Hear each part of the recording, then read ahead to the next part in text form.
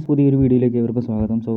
കഴിഞ്ഞ വീഡിയോയിൽ നമ്മൾ SY മെക്കാനിക്കലിൻ്റെ പോം എന്ന് പറയുന്ന സബ്ജക്റ്റിൻ്റെ 6ാമത്തെ മൊഡ്യൂളിലെ 2 ഭാഗം നമ്മൾ ഡിസ്കസ് ചെയ്തു. ഇന്നിനി ഈ ഒരു പാർട്ട് കൂടെ കൊണ്ട് എന്ത് ചെയ്യുകയാണ്, ഈ പോമിൻ്റെ 6ാമത്തെ മൊഡ്യൂൾ, അതായത് ലീഡർഷിപ്പ് ആൻഡ് കൺട്രോളിംഗ് എന്ന് പറയുന്ന ഈ മൊഡ്യൂൾ ഇവിടെ തീരാണ്. അപ്പം നമ്മൾ കഴിഞ്ഞ 2 ഭാഗങ്ങളിലായിട്ട് നോക്കിയത് എന്താണ്, ലീഡർഷിപ്പിനെ കുറിച്ചും തിയറീസ് ഓഫ് ലീഡർഷിപ്പിനെ കുറിച്ചൊക്കെയാണ്. അപ്പോൾ ഇന്നത്തെ വീഡിയോയിൽ നമ്മൾ നോക്കാൻ പോകുന്നത് കൺട്രോളിംഗ് ആണ്. കൺട്രോളിംഗ് എന്ന് പറയുന്നത് എന്താണ്, ബേസിക് കൺട്രോൾ പ്രോസസ്സ് എന്താണ്, types of controlling, overall control, global control, അങ്ങനെ കുറച്ച് കാര്യങ്ങളാണ് നമ്മൾ ഇന്നത്തെ വീഡിയോയിലൂടെ നോക്കാൻ പോകുന്നത്. സോ എന്താണ് controlling? Controlling is considered to be an innovatable function of management in an organization. ഓർഗനൈസേഷൻ്റെ മാനേജ്മെൻറ്റിനെ സംബന്ധിച്ചിടത്തോളം ഒരിക്കലും ഒഴിച്ചുകൂടാനാവാത്ത ഒരു ഫംഗ്ഷനാണ് കൺട്രോളിംഗ് എന്ന് പറയുന്നത്. The process of management remain incomplete without proper controlling. ഒരു നല്ല കൺട്രോളിംഗ് പ്രോസസ്സ് ഇല്ലാതെ ഒരു മാനേജ്മെൻറ്റ് അല്ലെങ്കിൽ ഒരു ഓർഗനൈസേഷൻ്റെ മാനേജ്മെൻറ്റ് ഒരിക്കലും എന്താവില്ല, കംപ്ലീറ്റ് ആവത്തില്ല.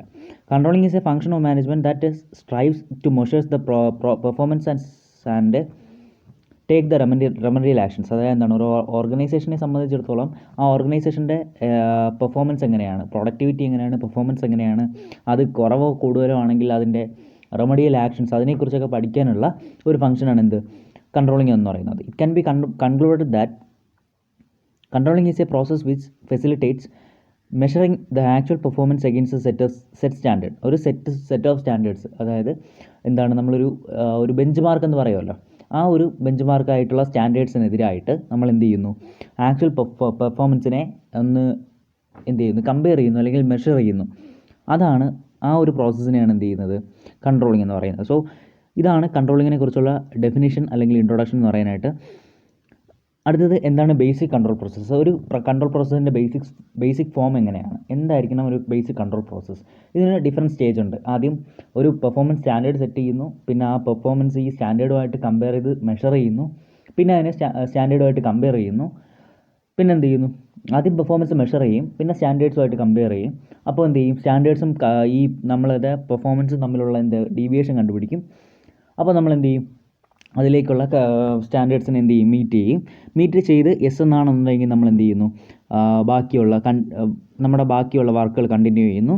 നോ എന്നുണ്ടാണെങ്കിൽ എന്ത് ചെയ്യുന്നു, നമ്മൾ കറക്റ്റീവ് ആക്ഷൻസ് എടുത്തിട്ട് വീണ്ടും സ്റ്റാൻഡേർഡുമായിട്ട് എന്ത് ചെയ്യുന്നു, കമ്പയർ ചെയ്യുന്നു. അപ്പോൾ ഇതാണ് ഒരു ബേസിക് കൺട്രോൾ പ്രോസസ്സ് എന്ന് പറയുന്നത്. അതിൽ ഓരോ പ്രോസസ്സായിട്ട് നമുക്ക് നോക്കാം.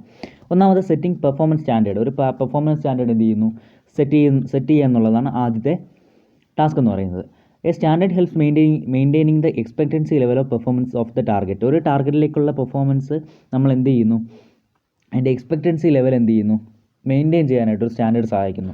Standards are the target which helps in reaching the required level of performance, encouraging four better performance and provides bench mark for measuring actual performance level.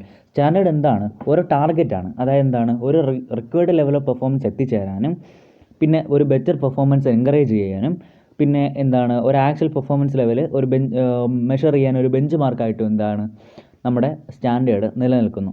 A standard can be fixed for any activity such as finance, operational, legal, charitable etcetera. ഏത് ആക്ടിവിറ്റിയിലായാലും, ഇപ്പം finance ആയിക്കോട്ടെ, legal ആയിക്കോട്ടെ, charitable ആയിക്കോട്ടെ, ഏത് operation ആയാലും നമുക്ക് എന്ത് ചെയ്യാം, ഒരു സ്റ്റാൻഡേർഡ് സെറ്റ് ചെയ്യാം. അപ്പോൾ സ്റ്റാൻഡേർഡിൻ്റെ ഏറ്റവും പ്രധാനപ്പെട്ട ഫംഗ്ഷൻ അല്ലെങ്കിൽ എന്താണ് അതിൻ്റെ യൂസ് എന്ന് ചോദിച്ചു കഴിഞ്ഞാൽ നമുക്ക് എന്താണ്, ഒരു റിക്വയർഡ് ലെവൽ ഓഫ് പെർഫോമൻസിൽ എത്തിക്കാൻ വേണ്ടിയിട്ട് നമ്മൾ എന്ത് ചെയ്യുന്നു, സഹായിക്കുന്നു. ഒരു ബെറ്റർ പെർഫോമൻസ് കിട്ടാനായിട്ട് നമ്മളെ എൻകറേജ് ചെയ്യുന്നു. പിന്നെന്താണ്, ഒരു ആക്ച്വൽ പെർഫോമൻസിനെ മെഷർ ചെയ്യാനായിട്ടുള്ള ഒരു ബെഞ്ച് മാർക്കായിട്ട് എന്ത് ചെയ്യുന്നു, സ്റ്റാൻഡേർഡ് നിലനിൽക്കുന്നു. അപ്പോൾ അത്രയാണ് സെറ്റിംഗ് സ്റ്റാൻഡേർഡ് എന്ന് പറയുന്നത്.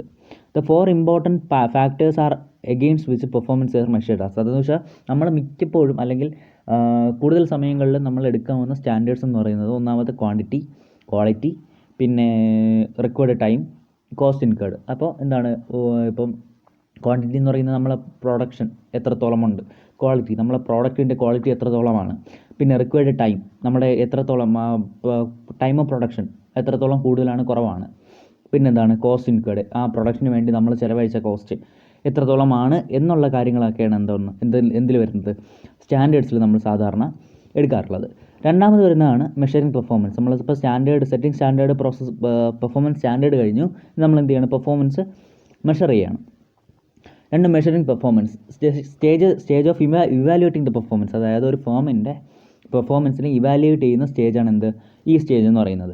There are three sources from which the performance data are attained. എന്താണ്, നമുക്ക് പെർഫോമൻസിൻ്റെ ഡേറ്റ, നമ്മുടെ ഫേമിൻ്റെ പെർഫോമൻസിൻ്റെ ഡേറ്റ അച്ചീവ് ചെയ്യാൻ പറ്റുന്ന അല്ലെങ്കിൽ അറ്റൈൻ ചെയ്യാൻ പറ്റുന്ന കിട്ടുന്ന 3 പ്രധാനപ്പെട്ട സോഴ്സാണുള്ളത്. ഒന്ന് written report, oral report, personal observation. Written report എന്ന് പറയുമ്പോൾ എന്താണ്, കമ്പ്യൂട്ടറൈസ്ഡ് അല്ലെങ്കിൽ ഓൺ സ്ക്രീൻ റിപ്പോർട്ടിനെയാണ് എന്ത് പറയുന്നത്, റിട്ടൺ റിപ്പോർട്ട് എന്ന് പറയുന്നത്.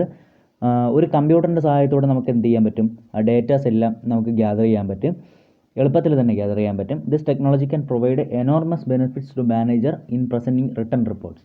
ഈ ഒരു ടെക്നോളജി ഒരു റിട്ടൺ റിപ്പോർട്ട് പ്രസൻറ്റ് ചെയ്യാനായിട്ട് മാനേജേഴ്സിന് ഒരുപാട് സഹായിക്കുന്ന, അല്ലെങ്കിൽ റിപ്പോർട്ട് പ്രസൻറ്റ് ചെയ്യാനായിട്ട് ആ മാനേജേഴ്സിന് ഒരുപാട് സഹായിക്കുന്ന, പെർഫോമൻസ് റിപ്പോർട്ട് തയ്യാറാക്കാനായിട്ട് മാനേജേഴ്സിന് ഒരുപാട് സഹായം ചെയ്യുന്ന ഒന്നാണ് റിട്ടൺ റിപ്പോർട്ട് എന്ന് പറയുന്നത്. രണ്ടാമത് വരുന്നതാണ് ഓറൽ റിപ്പോർട്ട്. അതായത് എന്താണ്, മാനേജേഴ്സ് സുപ്പീരിയേഴ്സിനോട് അവരുടെ പെർഫോമൻസ് റിപ്പോർട്ടിനെ കുറിച്ച് സമ്മറൈസ് ചെയ്യുകയാണ് അല്ലെങ്കിൽ പ്രസൻറ്റ് ചെയ്യുകയാണ്.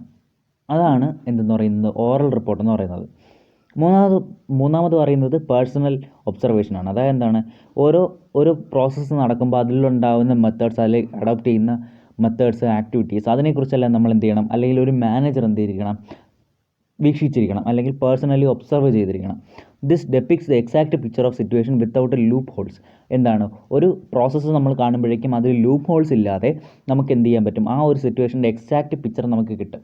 പക്ഷേ അതിൻ്റെ ഡിസഡ്വാൻറ്റേജ് നോക്കിക്കഴിഞ്ഞാൽ അത് ഒരു ക്വാണ്ടിറ്റേറ്റീവ് ഡേറ്റ അതിന് പറയാൻ പറ്റില്ല. അല്ലെങ്കിൽ എന്താ പറയുക, ഇപ്പോൾ ഒരു പ്രോസസ്സ് നടക്കുമ്പോഴേക്കും അതിൻ്റെ ഒരു ക്വാണ്ടിറ്റേറ്റീവ് ഡേറ്റ എത്ര ഇപ്പം ഒരു എന്താ പറയുക, ഒരു മോട്ടർ കറങ്ങുന്നു, ഒരു മോട്ടർ വർക്ക് ചെയ്യുന്നു, അതിൻ്റെ മോട്ടറിൻ്റെ ഷാഫ്റ്റ് കറങ്ങുന്നത് എത്ര RPM ആണെന്നുള്ളത് ഒരിക്കലും എന്ത് ചെയ്യാൻ പറ്റില്ല, ഒരു മാനേജറിന് പറയാൻ കഴിയില്ല. അത് കാണാം, മോട്ടർ കറങ്ങുന്നുണ്ട്, ഷാഫ്റ്റ് കറങ്ങുന്നുണ്ട് എന്ന് മാനേജറിന് പറയാൻ പറ്റും. പക്ഷേ അതിൻ്റെ ഒരു ക്വാണ്ടിറ്റി പറയാൻ പറ്റത്തില്ല. ഒരു ക്വാണ്ടിറ്റേറ്റീവ് ഡേറ്റ എന്ത് ചെയ്യാൻ പറ്റത്തില്ല, പേഴ്സണൽ ഒബ്സർവേഷനിലൂടെ പറയാൻ പറ്റത്തില്ല. അപ്പോൾ ഇത്രയുമാണ് വരുന്നത് മെഷറിംഗ് പെർഫോമൻസ് എന്ന് പറയുന്നത്. മൂന്നാമതായിട്ട് നമ്മൾ നോക്കാനുള്ളത്, ഈ മെഷർ ചെയ്ത പെർഫോമൻസ് നമ്മൾ എന്ത് ചെയ്യുന്നു, സ്റ്റാൻഡേർഡുമായിട്ട് കമ്പയർ ചെയ്യുന്നു. Comparing performance with standard. The process involves assessment of performance by the manager. ഈ നമ്മൾ മെഷർ ചെയ്ത പെർഫോമൻസിനെ ആ ഒരു പെർഫോമൻസിൻ്റെ അസസ്മെൻ്റാണ് ഇവിടെ മാനേജേഴ്സ് നടത്തുന്നത്. In some cases small variations from the benchmark are tolerable, while in some cases these variation can cause a disaster. എന്താണ്, അപ്പോൾ ഇങ്ങനെ വേരിയേഷൻസ് അല്ലെങ്കിൽ നമ്മുടെ മെഷർ ചെയ്ത പെർഫോമൻസ് സ്റ്റാൻഡേർഡുമായിട്ട് നമ്മൾ കമ്പയർ ചെയ്യുമ്പോഴേക്കും ചിലപ്പോൾ ചെറിയ വേരിയേഷൻസ് വന്നേക്കാം. ചില കേസുകളിൽ ഈ ചെറിയ വേരിയേഷൻസ് ടോളറബിൾ ആണ്. അതായത് എന്താണ്, കുഴപ്പമില്ല, പ്രശ്നങ്ങളൊന്നും ഉണ്ടാകത്തില്ല, ലോസ് ഉണ്ടാകത്തില്ല, കുഴപ്പമില്ലാതങ്ങ് പോകും. പക്ഷേ ചില കേസുകളിൽ, വളരെ സെൻസിറ്റീവായിട്ടുള്ള ചില കേസുകളിൽ എന്താണ്, ഈ ചെറിയ വേരിയേഷൻ പോലും വലിയൊരു ഡിസാസ്റ്റർ, ചിലപ്പോൾ ആ കമ്പനി തന്നെ പൊട്ടിപ്പോകാനുള്ള രീതിയിലേക്ക് മാറാനുള്ള സാധ്യതയുണ്ട്. അപ്പോൾ കമ്പയറിങ് പെർഫോമൻസ് വിത്ത് സ്റ്റാൻഡേർഡ് എന്ന് പറയുന്ന പ്രോസസ്സ് വളരെ ശ്രദ്ധയോടെ ചെയ്യേണ്ടത് ഒന്നാണ് എന്ന് നമുക്ക് മനസ്സിലാക്കാം. നാലാമത്തേന്ന് പറയുന്നത്, കമ്പയർ ചെയ്ത് കഴിഞ്ഞാൽ നമ്മൾ എന്ത് ചെയ്യുന്നു, കറക്റ്റീവ് ആക്ഷൻസ് എടുക്കുകയാണ് ചെയ്യുന്നത്. Final stage of basic control process. നമ്മൾ എന്ത് ചെയ്യുന്നു, നമ്മുടെ കൺട്രോൾ പ്രോസസ്സിൻ്റെ ഏറ്റവും അവസാനത്തെ സ്റ്റേജാണെന്ത്, കറക്റ്റീവ് ആക്ഷൻസ് എടുക്കുക എന്നുള്ളത്. The stage includes adjustment of operation four achieving required outcomes or confirming further if possible. എന്താണ്, ഇപ്പോൾ നമുക്കിവിടെ പെർഫോമൻസ് സ്റ്റാൻഡേർഡുമായിട്ട് കമ്പയർ ചെയ്തപ്പോഴേക്കും നമുക്ക് കുറച്ച് വേരിയേഷൻസ് കിട്ടി. അപ്പോൾ നമ്മൾ എന്ത് ചെയ്യണം, അപ്പോൾ അവിടെ നടക്കാവുന്ന മെത്തേഡ്സ് അല്ലെങ്കിൽ ഓപ്പറേഷൻസിൽ അല്ലെങ്കിൽ ആക്ടിവിറ്റീസിൽ നമ്മൾ എന്ത് ചെയ്യണം, കുറച്ച് അഡ്ജസ്റ്റ്മെൻറ്റ് വരുത്തണം. ആ അഡ്ജസ്റ്റ്മെൻറ്റ് വരുത്തുന്ന ആ ഒരു സ്റ്റേജ് ഇതാണ്, കറക്റ്റീവ് ആക്ഷൻസ് എടുക്കുന്ന ആ ഒരു സ്റ്റേജ് ഇതാണ്. The choice of remedial measure depends upon the nature of task. നമ്മുടെ ഇപ്പോൾ ടാസ്ക് എന്താണ്, അതായത് എത്രത്തോളം ഡിഫറൻസ് ആണോ സ്റ്റാൻഡേർഡിന് അല്ലെങ്കിൽ പെർഫോമൻസിന് സ്റ്റാൻഡേർഡിൽ നിന്നുള്ളത്, ആ ഒരു നേച്ചർ, ആ ഒരു ഡിഫറൻസിൻ്റെ നേച്ചറിനെ സംബന്ധിച്ചിരിക്കും എന്ത് റെമഡിയൽ മെഷറാണ് നമ്മൾ എടുക്കേണ്ടതെന്നുള്ളത്. അപ്പോൾ ഇത്രയുമാണ് ബേസിക് കൺട്രോൾ പ്രോസസ്സിനെ പറയാനുള്ളത്. ഒന്നാമത് നമ്മൾ എന്ത് ചെയ്യുന്നു, ഒരു പെർഫോമൻസ് സ്റ്റാൻഡേർഡ് സെറ്റ് ചെയ്യുന്നു. രണ്ടാമത് നമ്മുടെ പെർഫോമൻസ് മെഷർ ചെയ്യുന്നു. പിന്നെ എന്ത് ചെയ്യുന്നു, സ്റ്റാൻഡേർഡും പെർഫോമൻസുമായിട്ട് കമ്പയർ ചെയ്യുന്നു. രണ്ടാമത് എന്ത് ചെയ്യുന്നു, കമ്പാരിസൺ ചെയ്തതിന് ശേഷം എന്തെങ്കിലും ഡീവിയേഷൻ ഉണ്ടെങ്കിൽ നമ്മളതിൻ്റെ കറക്റ്റീവ് ആക്ഷൻസ് എടുക്കുന്നു. അതാണ് നമ്മൾ എന്ത് പറയുന്നത്, ബേസിക് കൺട്രോൾ പ്രോസസ്സ് എന്ന് പറയുന്നത്. ഇനി നമ്മൾ നോക്കുന്നത് ടൈപ്സ് ഓഫ് കൺട്രോളിങ് പ്രോസസ്സ് ഏതൊക്കെ ടൈപ്പിലുണ്ടെന്നാണ്. കുറച്ച് ലെങ്തി ആയിട്ടുള്ള പോർഷൻ ആണെങ്കിലും ഞാൻ ഒരുപാട് നല്ലപോലെ ചുരുക്കിയിട്ടുണ്ട്. ടൈപ്സ് ഓഫ് കൺട്രോൾ വരുന്നത് 3 ടൈപ്പാണ്. ഫീഡ് ഫോർവേഡ് കൺട്രോൾ അല്ലെങ്കിൽ പ്രിവെൻറ്റീവ് കൺട്രോൾ, കൺകറൻറ്റ് കൺട്രോൾ, പിന്നെ കൺട്രോൾ ആസ് ഫീഡ്ബാക്ക് സിസ്റ്റം അല്ലെങ്കിൽ ഫീഡ്ബാക്ക് കൺട്രോൾ. അപ്പോൾ ഈ 3 ടൈപ്പാണ് ടൈപ്സ് ഓഫ് കൺട്രോളിങ്ങിൽ വരുന്നത്. അപ്പോൾ ഒന്നാമത് നമ്മൾ നോക്കാൻ പോകുന്നത് ഫീഡ് ഫോർവേഡ് കൺട്രോൾ അല്ലെങ്കിൽ പ്രിവെൻറ്റീവ് കൺട്രോൾ. ഇതിനെ പ്രിലിമിനറി കൺട്രോൾ എന്നും പ്രീ കൺട്രോൾ എന്നും സ്റ്റിയറിംഗ് കൺട്രോൾ എന്നും വിളിക്കാറുണ്ട്. ഓക്കെ, ഇതൊരു പ്രിലിമിനറി കൺട്രോൾ, അതായത് എന്താണ് അത് നമ്മൾ എന്തുകൊണ്ടാണ് പ്രിലിമിനറി കൺട്രോൾ എന്ന് വിളിക്കുക എന്നുള്ളത് നമ്മൾ ആദ്യം പറയും. ഇനി പറയാൻ പോകുന്നതാണ്. Input of a process are evaluated and corrective actions are taken before execution of activities. ആക്ടിവിറ്റീസിൻ്റെ എക്സിക്യൂഷന് മുൻപ് തന്നെ എന്ത് ചെയ്യുന്നു, ഇൻപുട്ട് ഒരു പ്രോസസ്സിലുള്ള ഇൻപുട്ടിനെ ഇവാലുവേറ്റ് ചെയ്ത് അതിൽ എന്തെങ്കിലും കറക്റ്റീവ് മെഷേഴ്സ് ഉണ്ടെങ്കിൽ അത് നമ്മളെടുക്കും. ബിഫോർ ഇവാലുവേഷൻ അല്ലെങ്കിൽ ബിഫോർ എക്സിക്യൂഷൻ ഓഫ് ആക്ടിവിറ്റീസ്. എന്താണ്, ആക്ടിവിറ്റീസിൻ്റെ എക്സിക്യൂഷന് മുന്നേ തന്നെ നമ്മൾ എന്ത് ചെയ്യുന്നു, ഇൻപുട്ട് പ്രോസസ്സിനെ നമ്മൾ ഇവാലുവേറ്റ് ചെയ്ത് ഒരു കറക്റ്റീവ് മെഷേഴ്സ് എടുക്കുന്നു. അതിനെയാണ് അല്ലെങ്കിൽ പ്രിവെൻറ്റീവ് കൺട്രോൾ അല്ലെങ്കിൽ ഫീഡ് ഫോർവേഡ് കൺട്രോൾ എന്ന് പറയുന്നത്. അതുകൊണ്ടാണ് ഇതിനെ എക്സിക്യൂഷന് മുന്നേ നമ്മൾ എന്ത് ചെയ്യുന്നു, ഇവാലുവേറ്റ് ചെയ്ത് കറക്റ്റീവ് മെഷേഴ്സ് എടുക്കണമെന്നാണ് ഇതിനെ പ്രിലിമിനറി പ്രീ കൺട്രോൾ എന്നൊക്കെ പറയുന്നത്. It verifies that input activities are planned or not. If not, then it adjusts the variables with such a manner that desired result can be achieved. എന്താണ്, നമ്മുടെ input ആയിട്ടുള്ള process അല്ലെങ്കിൽ activities വളരെ plan ചെയ്താണോ എടുത്തിരിക്കുന്നത് എന്നുള്ളത് ഇത് വെരിഫൈ ചെയ്യും. If അത് പ്ലാൻഡ് അല്ല എന്നുണ്ടെങ്കിൽ നമ്മുടെ വേരിയബിൾസിൽ അല്ലെങ്കിൽ സ്റ്റാൻഡേർഡ്സിലും നമ്മൾ മാറ്റാനുള്ള വേരിയബിൾസിലെല്ലാം നമ്മൾ എന്ത് ചെയ്യുന്നു, ചെറിയ ചെറിയ അഡ്ജസ്റ്റ്മെൻ്റ് എല്ലാം വരുത്തിയിട്ട് ഡിസൈഡ് ഔട്ട്കം കിട്ടാനായിട്ട് നമ്മൾ എന്ത് ചെയ്യുന്നു, അഡ്ജസ്റ്റ് ചെയ്ത് വീണ്ടും ഒന്ന് ഇവാലുവേറ്റ് ചെയ്യുന്നു. For effective feed forward control the following factors are required. അപ്പോൾ ഒരു എഫക്റ്റീവായിട്ടുള്ള ഫീഡ് ഫോർവേഡ് കൺട്രോൾ അല്ലെങ്കിൽ പ്രിവെൻറ്റീവ് കൺട്രോൾ നടത്താനായിട്ട് നമുക്ക് താഴെ കൊടുത്തിരിക്കുന്ന ഫാക്ടേഴ്സ് എന്താണ് ആവശ്യമാണ്. ഒന്നാമത്, mechanism should investigate and analyse planning and control system. Planning and controlling system എന്താണ്, നമ്മുടെ ഈ മെക്കാനിസം എന്ന് പറയുന്നത് എന്തായിരിക്കണം, നമ്മുടെ പ്ലാനിങ്ങിൻ്റെയും കൺട്രോളിങ് സിസ്റ്റത്തിനെ എന്ത് ചെയ്തിരിക്കണം, നല്ലപോലെ ഇൻവെസ്റ്റിഗേറ്റും ചെയ്തിരിക്കണം, അനലൈസും ചെയ്തിരിക്കണം. എന്നാൽ മാത്രമേ നമുക്ക് എന്ത് ചെയ്യാൻ പറ്റത്തുള്ളൂ, ഫീഡ് ഫോർവേഡ് കൺട്രോൾ എഫക്റ്റീവ് ആക്കാൻ പറ്റത്തുള്ളൂ. രണ്ടാമത്, comprehensive model should be developed. Comprehensive model എന്ത് ചെയ്തിരിക്കണം, ഇവിടെ ഡെവലപ്പ് ചെയ്തിരിക്കണം. Reassessment of model should be done time to time. ഓരോ സമയം കൂടുന്തോറും അല്ലെങ്കിൽ ഓരോ സമയം വരുംതോറും നമ്മൾ എന്ത് ചെയ്തിരിക്കണം, മോഡലിനെ റീഅസസ്മെൻറ്റ് നടത്തിയിരിക്കണം, വീണ്ടും അസസ്മെൻറ്റ് നടത്തിക്കൊണ്ടേയിരിക്കണം. Collection of data required to the input variable should be done on a regular basis. ഒരു റെഗുലർ ബേസിസിൽ ഇൻപുട്ട് വേരിയബിൾസിൻ്റെ ഡേറ്റ കളക്ഷൻ, അതായത് നമ്മളിപ്പം ഒരു എന്താ പറയുക, ഒരു പ്രോസസ്സ് നടക്കുമ്പോഴേക്കും അതിലൊരു ഇൻപുട്ട് പ്രോസസ്സ് ഒരുപാടുണ്ടാകും. അപ്പോൾ ആ ഇൻപുട്ട് പ്രോസസ്സിനെ കുറിച്ചുള്ള കളക്ഷൻ അല്ലെങ്കിൽ അതിനെക്കുറിച്ചുള്ള ഡേറ്റ കളക്ഷൻ നമ്മൾ എന്ത് ചെയ്തിരിക്കണം, ഒരു റെഗുലർ ബേസിസിൽ എപ്പോഴും നടത്തിക്കൊണ്ടേയിരിക്കണം. അഞ്ചാമത് വരുന്നത്, evaluation of deviation between actual and planned input data should be performed recurrently. എന്താണ്, ആക്ച്വൽ ഇൻപുട്ടും പ്ലാൻഡ് ഇൻപുട്ടും തമ്മിലുള്ള ഡീവിയേഷനെ കുറിച്ചുള്ള ഇവാലുവേഷൻ അതെന്തായിരിക്കണം, എപ്പോഴും അല്ലെങ്കിൽ റിക്കറൻ്റായിട്ട് നടത്തിക്കൊണ്ടേ ഇരിക്കണം എന്നുള്ളതാണ് എന്താണ് ഇതിൽ വരുന്ന ഫാക്ടേഴ്സാണ്. അപ്പോൾ ഈ 5 ഫാക്ടേഴ്സ് ഉണ്ടെങ്കിൽ എഫക്റ്റീവായിട്ടുള്ള ഒരു പ്രിവെൻറ്റീവ് കൺട്രോൾ അല്ലെങ്കിൽ ഫീഡ് ഫോർവേഡ് കൺട്രോൾ നമുക്ക് നടത്താൻ സാധിക്കുകയുള്ളൂ. ഇനി അതിന് അഡ്വാൻറ്റേജ് നോക്കുകയാണെങ്കിൽ നമുക്ക് എന്താണ്, ആക്യുറസി കൂടുതലാണ്. എന്താണ്, കണ്ടിന്യൂസ് ആയിട്ടുള്ള അനാലിസിസ് നടത്തുന്നുണ്ട്, പിന്നെ ഇൻപുട്ടിൻ്റെ ഇവാലുവേഷൻ കണ്ടിന്യൂസ് ആയിട്ട് നടത്തുന്നുണ്ട്. അപ്പോൾ എന്ത് ചെയ്യുന്നു, അതിൻ്റെ മാക്സിമം ഉള്ള മിസ്റ്റേക്സ് എന്ത് ചെയ്യുന്നു, കുറയുന്നു. അപ്പോൾ നമുക്ക് എന്ത് കിട്ടും, മാക്സിമം ആക്യുറസിയിൽ നമ്മുടെ പ്രോസസ്സ് കൊണ്ടുപോകാൻ പറ്റും.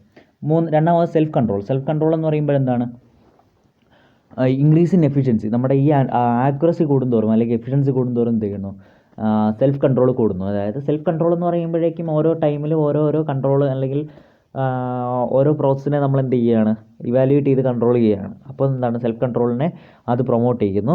Reduce the work load of മാനേജ്മെൻറ്റിൻ്റെ വർക്ക് ലോഡ് എന്ത് ചെയ്യുന്നു, ഈ ഡയറക്റ്റ് കൺട്രോൾ അല്ലെങ്കിൽ പ്രിവെൻറ്റീവ് കൺട്രോളിലൂടെ കുറയ്ക്കാൻ പറ്റുന്നു. Source of mental satisfaction for the subordinates. എന്താണ്, ചിലപ്പോൾ ഈ സബോർഡിനേറ്റ്സ് തോന്നാം എന്താ, സുപ്പീരിയേഴ്സിന് ചില ബയാസ്ഡ് ആയിട്ടുള്ള ഒരു കാര്യമാണ്, അല്ലെങ്കിൽ ചിലരുടെ അടുത്ത് മാത്രം ബയാസ്ഡ് ആയിരിക്കുന്നു, കുറച്ച് പേരുടെ അടുത്ത് മാത്രം അങ്ങനെ അകന്ന് നിൽക്കുന്നു എന്നുള്ളൊരു ഫീലിംഗ് സബോർഡിനേറ്റ്സിന് തോന്നാം. പക്ഷേ ഈ പ്രിവെൻറ്റീവ് കൺട്രോളിലൂടെ, അതായത് ഓരോരുത്തർക്കും ഓരോ ജോലി കൊടുത്ത് ആ ഒരു തോന്നൽ സബോർഡിനേറ്റ്സിൻ്റെ മനസ്സിൽ നിന്ന് മായ്ക്കാനായിട്ട് എന്ത് ചെയ്യാൻ പറ്റും, കഴിയുന്നുണ്ട് എന്നുള്ളതും പ്രിവെൻറ്റീവ് കൺട്രോളിൻ്റെ അല്ലെങ്കിൽ ഫീഡ് ഫോർവേഡ് കൺട്രോളിൻ്റെ അഡ്വാൻറ്റേജ് ആയിട്ട് എടുക്കാം. ഡിസഡ്വാൻറ്റേജ് നോക്കുകയാണെങ്കിൽ എന്താണ്, മോർ ടൈം ആൻഡ് എഫേർട്ട്. നമുക്കിവിടെ ടൈം ഒരുപാട് എടുക്കുന്നുണ്ട്, എഫേർട്ട് ഒരുപാട് എടുക്കുന്നുണ്ട് അല്ലേ. It needs A refined forecasting system, so it is costly affair. എന്താണ്, ഒരു റിഫൈൻഡ് ഫോർകാസ്റ്റിംഗ് സിസ്റ്റം വേണം. എപ്പോഴും ഇൻപുട്ടിൻ്റെ വേരിയബിൾസ് ചെക്ക് ചെയ്ത് കമ്പയർ ചെയ്ത് ഇവാലുവേറ്റ് ചെയ്ത് അതിനെല്ലാം എന്ത് ചെയ്യണം, ഒരു ഫോർകാസ്റ്റ് സിസ്റ്റം വേണം. അപ്പോൾ എന്താണ്, ഇതിൻ്റെ കോസ്റ്റ് കൂടാൻ ചാൻസ് ഉണ്ട്. Diverts attention from the routine activities of the firm. എപ്പോഴും ഈ ഇൻപുട്ട് വേരിയബിൾസിനെ നോക്കി ഇരിക്കുമ്പോഴേക്കും എന്താണ്, അവിടെ റുട്ടീനായിട്ടുള്ള ആക്ടിവിറ്റീസിന് മേലുള്ള എന്താണ് അറ്റൻഷൻ അല്ലെങ്കിൽ ആ ഒരു ശ്രദ്ധ മാറിപ്പോകുന്നു. Sensitive to the errors arising from faulty modeling. എന്താണ്, ചിലപ്പോൾ ഫോൾട്ടി മോഡലിങ്ങിൻ്റെ കാരണം ഉണ്ടാകുന്ന എറേഴ്സിനോട് എന്താണ് സെൻസിറ്റീവാണ്. അതായത് ഒരു ചെറിയ എറർ മതി അവിടെ എന്തെങ്കിലും തെറ്റായിട്ട് സംഭവിക്കാം. It needs additional disturbance model and sensor. അവിടെ ഒരു അഡീഷണൽ ഡിസ്റ്റർബൻസ് മോഡലിന് സെൻസറിൻ്റെ ആവശ്യമുണ്ട്. അപ്പോൾ അതും എന്ത് ചെയ്യുന്നു, കോസ്റ്റ് കൂട്ടുന്നു. അപ്പോൾ ഇത്രയാണ് അതിൻ്റെ ഡിസഡ്വാൻറ്റേജ്. അപ്പോൾ ഫീഡ് ഫോർവേഡ് കൺട്രോളിൽ നമ്മൾ നോക്കിയത് എന്താണ്, ഫീഡ് ഫോർവേഡ് കൺട്രോൾ എന്ന് നോക്കി അതിനെ എഫക്റ്റീവ് ആക്കാൻ വേണ്ടിയിട്ടുള്ള 5 ഫാക്ടേഴ്സ് നോക്കി, അഡ്വാൻറ്റേജസ് നോക്കി, ഡിസഡ്വാൻറ്റേജസ് നോക്കി. ഇനി അടുത്ത് നമ്മൾ നോക്കാൻ പോകുന്ന രണ്ടാമത്തെ ടൈപ്പ് കൺട്രോളായ കൺകറൻറ്റ് കൺട്രോളാണ്. It is the activity which takes place during the execution of process. എന്താണ് നമ്മൾ നേരത്തെ പറയുന്നതെന്ന് വെച്ചാൽ ആക്ടിവിറ്റീസിൻ്റെ എക്സിക്യൂഷന് മുന്നേ നടത്തുന്ന ഒരു കൺട്രോളിംഗ് ആണ് എന്തെന്ന് പറയുന്നത്, നമ്മൾ നേരത്തെ നോക്കിയ പ്രിവെൻറ്റീവ് കൺട്രോൾ അല്ലെങ്കിൽ ഫീഡ് ഫോർവേഡ് കൺട്രോൾ എന്ന് പറയുന്നത്. പക്ഷേ ഈ കൺട്രോൾ എന്ന് പറയുന്നത് എക്സിക്യൂഷൻ നടക്കുന്ന സമയത്ത്, ഡ്യൂറിങ് എക്സിക്യൂഷൻ ടൈം, അപ്പോഴാണ് എന്ത് ചെയ്യുന്നത്, നമ്മുടെ ഈ കൺട്രോൾ പ്രോസസ്സ് നടക്കുന്നത്. All the activities and process revolve around concurrent control. Concurrent കൺട്രോളിന് റിവോൾവ് ചെയ്യുന്ന ഒരു ടൈപ്പ് ആക്ടിവിറ്റീസും പ്രോസസ്സുകളുമാണ് ഈ ഒരു സമയത്ത് ഉണ്ടാകുന്നത്. It consist of monitoring and regulating the activities that are in execution phase so the desired outcomes can be achieved. എന്താണ്, ഇവിടെ എക്സിക്യൂഷൻ നടക്കുമ്പോഴേക്കും അവിടെ നടക്കുന്ന മോണിറ്ററിങ് ആക്ടിവിറ്റീസിൻ്റെ റെഗുലേഷനും മോണിറ്ററിങ്ങുമാണ് എന്ത് ചെയ്യുന്നത്, കൺകറൻറ്റ് കൺട്രോളിലൂടെ നമ്മൾ നടത്തുന്നത്.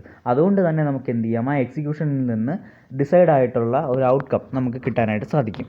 It can be used for executing accurately and providing correct outputs. എന്താണ്, എന്ത് ചെയ്യാനായിട്ട് ഉപയോഗിക്കാം, നമുക്ക് കറക്റ്റ് ഔട്ട്പുട്ട് കിട്ടാനായിട്ടും ആക്യുറേറ്റ് ആയിട്ടുള്ള എക്സിക്യൂട്ടിങ് നമുക്ക് നടത്താനായിട്ടും ഒക്കെ എല്ലാം കൺകറൻറ്റ് കൺട്രോൾ ഉപയോഗിക്കാൻ പറ്റും. അതിൻ്റെ അഡ്വാൻറ്റേജ് നോക്കുകയാണെങ്കിൽ feedback information provides valuable insights about efficiency of planning and evaluating against set of standards. എന്താണ്, ഫീഡ്ബാക്ക് ഇൻഫോർമേഷൻ എന്താണ് തരുന്നത്, എഫിഷ്യൻസി ഓഫ് പ്ലാനിങ്, അതായത് പ്ലാനിങ്ങിൻ്റെ എഫിഷ്യൻസിയെക്കുറിച്ചും പിന്നെ എന്താണ് സെറ്റ് ഓഫ് സ്റ്റാൻഡേർഡ്സിനെതിരായിട്ട് നമ്മൾ പ്ലോട്ട് ചെയ്തപ്പോഴേക്കും അല്ലെങ്കിൽ നമ്മൾ കമ്പയർ ചെയ്തപ്പോഴേക്കും നമുക്ക് എന്താണ് കിട്ടിയത് അതിനെക്കുറിച്ചുള്ള ഇവാലുവേഷൻ നമുക്ക് എന്ത് ചെയ്യുന്നു, ഫീഡ്ബാക്ക് ഇൻഫോർമേഷനിലൂടെ നമുക്ക് കിട്ടുന്നു. ഫീഡ്ബാക്ക് കൺട്രോൾ മേ ഇംപ്രൂവ്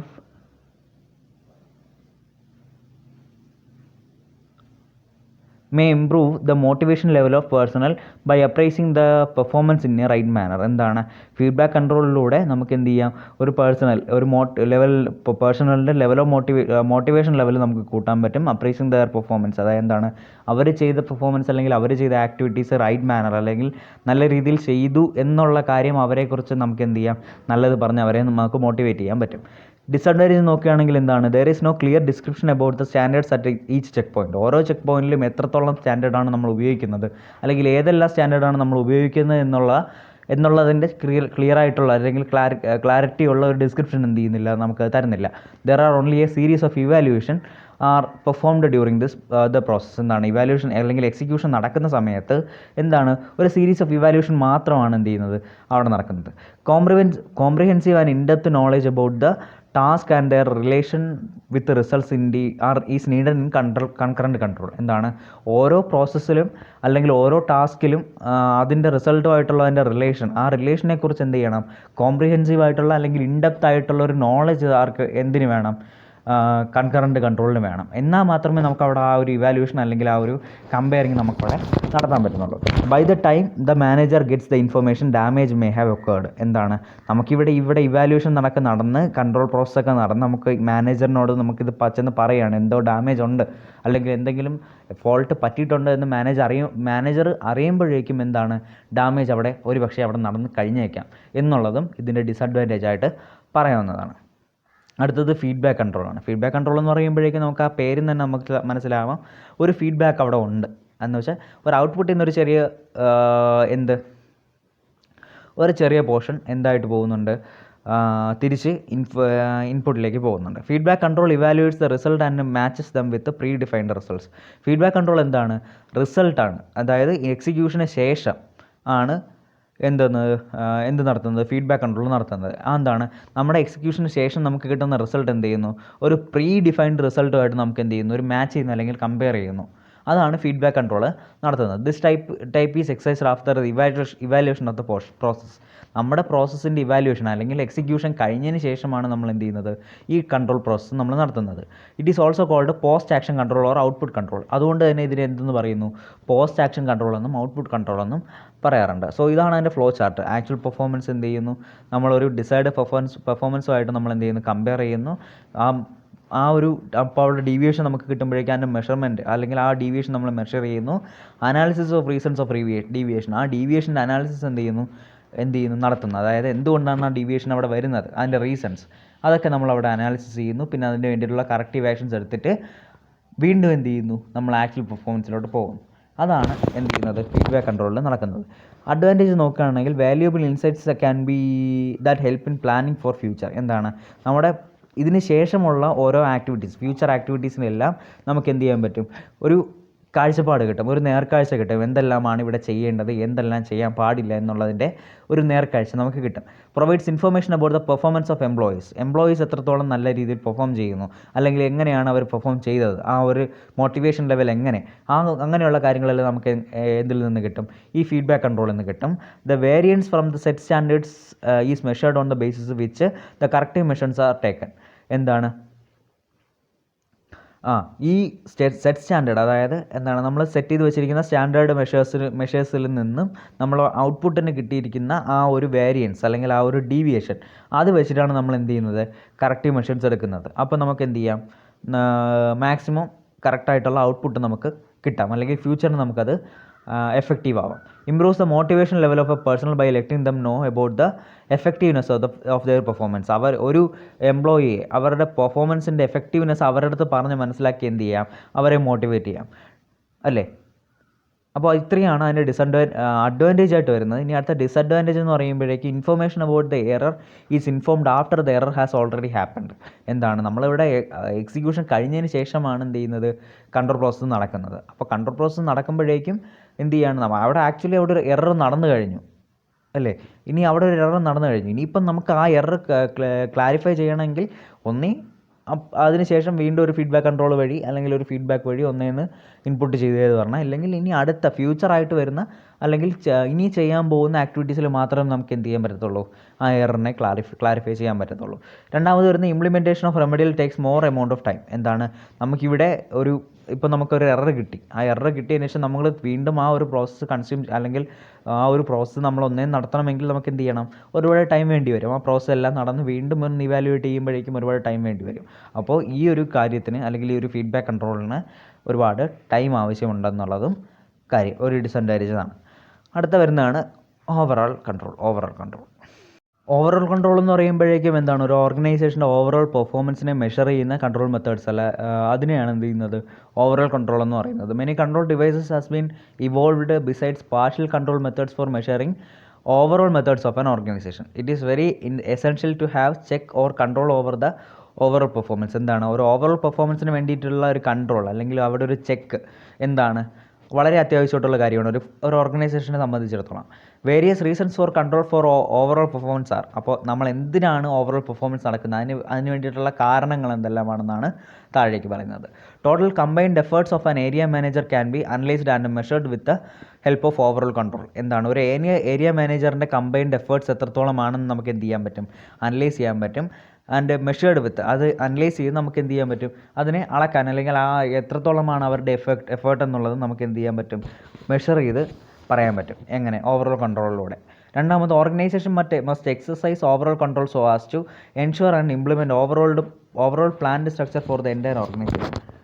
ആ ഓർഗനൈസേഷൻ മുഴുവനായിട്ട് നമ്മൾ ഇംപ്ലിമെൻറ്റ് ചെയ്യുന്ന ഓവറോൾ പ്ലാനിങ് അല്ലെങ്കിൽ ആ ഒരു സ്ട്രക്ചർ ഇംപ്ലിമെൻറ്റ് ചെയ്യാനും എൻഷുർ ചെയ്യാനുമായിട്ട് എന്ത് ചെയ്യുന്നു? ഓവറോൾ പെർഫോമൻസ് കൺട്രോൾ സഹായിക്കുന്നു. To prevent disorganization of total ഇൻഡിപെൻഡൻസിൻ്റെ ഡീഓർഗനൈസേഷൻ തടയാനായിട്ട് അല്ലെങ്കിൽ അവോയ്ഡ് ചെയ്യാനായിട്ട് എന്ത് ചെയ്യുന്നു? കൺട്രോൾ പ്രോസസ്സ് അല്ലെങ്കിൽ ഓവറോൾ പെർഫോമൻസ് കൺട്രോൾ എന്ത് ചെയ്യുന്നു? സഹായിക്കുന്നു. സോ ഇനി അതിൻ്റെ ടെക്നിക്സാണ്. അപ്പോൾ ഇത്രയാണ് എന്ത് ചെയ്യുന്നത് ഓവറോൾ കൺട്രോളിൻ്റെ ഡെഫിനിഷനും പിന്നെ ഓവറോൾ കൺട്രോളിൻ്റെ റീസൺസുമായിട്ട് വരുന്നത്. നോക്കാൻ പോകുന്നതാണ് techniques to overall control of performance. അതായത് എന്താണ് ഒരു ഓർഗനൈസേഷൻ്റെ ഓവറോൾ പെർഫോമൻസിൻ്റെ കൺട്രോളിന് വേണ്ടിയിട്ടുള്ള കുറച്ച് ടെക്നിക്സാണ് നമ്മളിനി ഇവിടെ പറയാൻ പോകുന്നത്. ഒന്നാമത്തെന്ന് പറയുന്നത് ഫൈനൽ റേഷ്യോ അനാലിസിസ്, പിന്നെ വരുന്ന return on investment, management audit, management information system, human resource accounting. അപ്പോൾ ഇങ്ങനെ 5 ടെക്നിക്ക്, മെയിനായിട്ട് 5 ടെക്നിക്കാണ് നമ്മൾ എന്ത് ചെയ്യുന്നത് ഇവിടെ ഉപയോഗിക്കുന്നത്. അപ്പോൾ ഇതിൽ ഓരോന്നായിട്ട് നമുക്ക് നോക്കാം. ഫൈനൽ റേഷ്യോ അനാലിസിസ്, FRA എന്ന് നമ്മൾ ചുരുക്കത്തിൽ പറയും. It is performed by comparing 2 items in a financial statement. എന്താണ്, നമ്മളൊരു ഫിനാൻഷ്യൽ സ്റ്റേറ്റ് എടുക്കുമ്പോഴേക്കും അതിലേതെങ്കിലും 2 ഐറ്റംസിനെ എടുത്ത് ഏതെങ്കിലും 2 സാധനങ്ങളെ എടുത്ത് നമ്മൾ എന്ത് ചെയ്യുന്നു, കമ്പയർ ചെയ്യുന്നു. ആ കമ്പയറിങ് ചെയ്യുന്ന ആ ഒരു പെർഫോമൻസിനെയാണ് എന്ത് ചെയ്യുന്നത് ഫൈനൽ റേഷ്യോ അനാലിസിസ് എന്ന് പറയുന്നത്. The resulting ratio can be interpreted in a way that is not possible while interpreting them separately. എന്താണ്, ആ ഒരു റേഷ്യോ നമ്മൾ എന്ത് ചെയ്യുന്നു സെപ്പറേറ്റ് ആയിട്ട് ഇൻ്റർപ്രറ്റ് ചെയ്യുന്നു. അതേസമയം ഇപ്പോൾ എന്താണ്, 2 കാര്യങ്ങളാണ്, 2 ടേംസാണ് അവിടെ എടുത്ത് മെഷർ ചെയ്യുന്നത് അല്ലേ. അപ്പോൾ അതിൻ്റെ റേഷ്യോ മെഷർ ചെയ്യുമ്പോൾ ഒരു റിസൾട്ട് കിട്ടും, അല്ലെങ്കിൽ ഇൻ്റർപ്രറ്റ് ചെയ്യുമ്പോൾ ഒരു റിസൾട്ട് കിട്ടും. അതിനെ സെപ്പറേറ്റ് ആയിട്ട് ഇൻ്റർപ്രറ്റ് ചെയ്യുമ്പോൾ വേറൊരു റിസൾട്ട് കിട്ടും. പക്ഷേ ഇത് എന്ന് പറയുന്നത് എന്താണ്, റേഷ്യോയുടെ ഇൻ്റർപ്രട്ടേഷൻ റിസൾട്ടാണ് ഏറ്റവും കൂടുതൽ എഫക്റ്റീവായിട്ടും പിന്നെ അഡ്വാൻറ്റേജുമായിട്ട് വരുന്നതെന്നാണ് ഫൈനൽ റേഷ്യോ അനാലിസിസിലൂടെ നമുക്ക് മനസ്സിലാവുന്ന കാര്യം. Final ratios can be classified as. ഇപ്പോൾ ഇവിടെ നമ്മൾ 2 ടേംസ് നമ്മളെടുത്ത് റേഷ്യോ എന്ത് ചെയ്യുന്നു, കമ്പയർ ചെയ്യുന്നു. അപ്പോൾ ഏതെല്ലാം 2 ടേംസിനെ വെച്ചിട്ടാണ് നമ്മൾ കമ്പയർ ചെയ്യുന്നത് വെച്ചിട്ട് നമ്മളിതിനെ 4 ആയിട്ട് തിരിച്ചിട്ടുണ്ട്.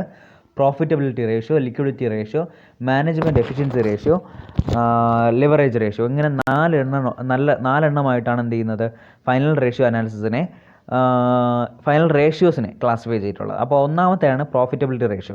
അതെന്ന് പറയുന്നത് എന്താണ്, it shows the ability of an organization to earn profit in relation to its sales. സെയിൽസുമായിട്ട് റിലേറ്റ് ചെയ്യപ്പെട്ട് ആ ഒരു ഓർഗനൈസേഷന് എത്രത്തോളം പ്രോഫിറ്റ് ഉണ്ടാക്കാൻ പറ്റും, അല്ലെങ്കിൽ ആ ഓർഗനൈസേഷൻ അങ്ങനെ ഒരു കഴിവ്, അതിനെയാണ് എന്ത് പറയുന്നത് പ്രോഫിറ്റബിലിറ്റി റേഷ്യോ, അല്ലെങ്കിൽ പ്രോഫിറ്റബിലിറ്റി റേഷ്യോ കാണിക്കുന്നത് അതാണ്. These are expressed in 2 forms. ഇതിനെ 2 ടൈപ്പിലാണ് എക്സ്പ്രസ് ചെയ്യുന്നത്. ഒന്ന് ഗ്രോസ് പ്രോഫിറ്റ് റേറ്റും, 2 return on investment. Gross profit rate എന്ന് പറയുമ്പോഴേക്കും ഗ്രോസ് പ്രോഫിറ്റിനെ നെറ്റ് സെയിൽസ് കൊണ്ട് ഡിവൈഡ് ചെയ്യുന്നു, അല്ലെങ്കിൽ ഗ്രോസ് പ്രോഫിറ്റും നെറ്റ് സെയിൽസും തമ്മിലുള്ള റേഷ്യോ ആണ് എന്ത് ചെയ്യുന്നത് ഗ്രോസ് പ്രോഫിറ്റ് റേറ്റ് എന്ന് പറയുന്നത്. രണ്ടാമത് റിട്ടേൺ ഓൺ ഇൻവെസ്റ്റ്മെൻറ്റ് അല്ലെങ്കിൽ ROI എന്ന് പറയുന്നത് നമ്മുടെ നെറ്റ് ഇൻകം, എത്രയാണ് സെയിൽസിലൂടെ നമുക്ക് കിട്ടിയ income divided by total investment. നമ്മളിതിൽ സെയിൽസിന് വേണ്ടി നമ്മൾ എത്രത്തോളം ഇൻവെസ്റ്റ്മെൻറ്റ് ചെയ്തു, ഇതിൽ നിന്ന് നമുക്ക് എന്ത് കിട്ടും, റിട്ടേൺ ഇൻ ഇൻവെസ്റ്റ്മെൻറ്റിൽ നമുക്ക് എത്രത്തോളം റിട്ടേൺ കിട്ടി എന്നുള്ളതാണ് ഈ ഒരു റേഷ്യോയിലൂടെ നമുക്ക് കിട്ടുന്നത്. അപ്പോൾ ഇങ്ങനെ 2 റേഷ്യോയിലൂടെയാണ് പ്രോഫിറ്റബിലിറ്റി റേഷ്യോ നമ്മൾ എക്സ്പ്രസ് ചെയ്യുന്നത്. രണ്ടാമത് വരുന്ന ലിക്വിഡിറ്റി റേഷ്യോ ആണ്. It protects the capacity of a firm to meet its short-term obligations to its short-term resources. Short term റിസോഴ്സസിനോട് എന്ത് ചെയ്യുന്നു, ഒരു ഷോർട്ട് ടേം ഒബ്ലിഗേഷൻസിന് എത്രത്തോളം കാര്യങ്ങളെല്ലാം ആവശ്യമാണ്, അതിന് ഒരു ഫേമിന് എത്രത്തോളം കപ്പാസിറ്റി, അതാണ് ലിക്വിഡിറ്റി റേഷ്യോ തരുന്നത്. അതായത് it protects the capacity of a firm to meet its short time obligations. അതായത് എന്താണ്, ഷോർട്ട് ടൈം ഒബ്ലിഗേഷൻസ് മീറ്റ് ചെയ്യാനായിട്ട് from its short time resources, short time ആയിട്ടുള്ള റിസോഴ്സസിൽ നിന്നും ഷോർട്ട് ടൈം ആയിട്ടുള്ള ഒബ്ലിഗേഷൻസ് അതിനെ മീറ്റ് ചെയ്യാനായിട്ട് ഉള്ള ഒരു ഫേമിൻ്റെ കപ്പാസിറ്റിയാണ് ഇതിൽ നിന്ന് കാണിച്ചു തരുന്നത്. These are express in following types.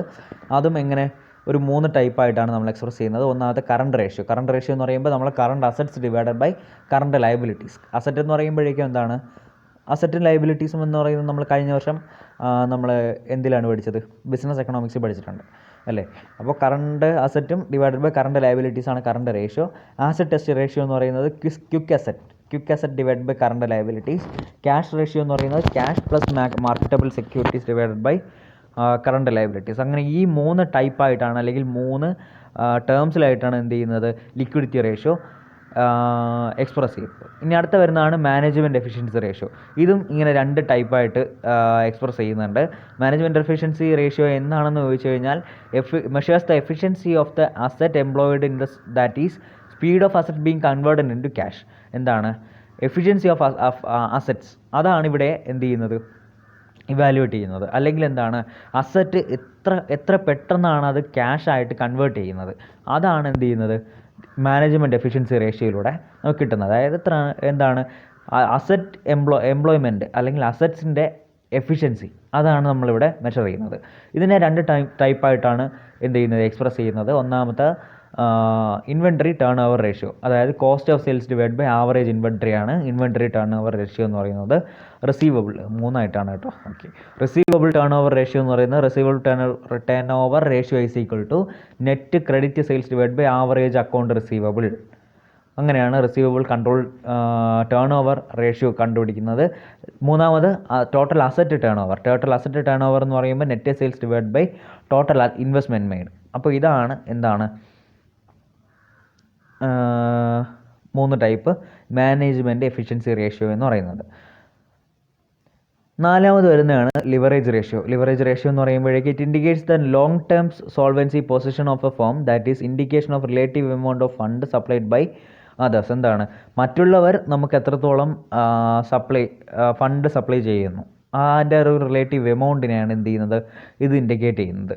These are expressed in following times. ഇതിനെയും എന്ത് ചെയ്യുന്നു, ഒരു 2 ടൈമായിട്ട് നമ്മൾ എന്ത് ചെയ്യുന്നു, എക്സ്പ്രസ് ചെയ്യുന്നു. ഒന്ന് ഡെപ്റ്റ് ഇക്വിറ്റി റേഷ്യോ. ഡെപ്റ്റ് ഇക്വിറ്റി റേഷ്യോ എന്ന് പറയുമ്പോൾ എന്താണ്, total liabilities divide by total equity.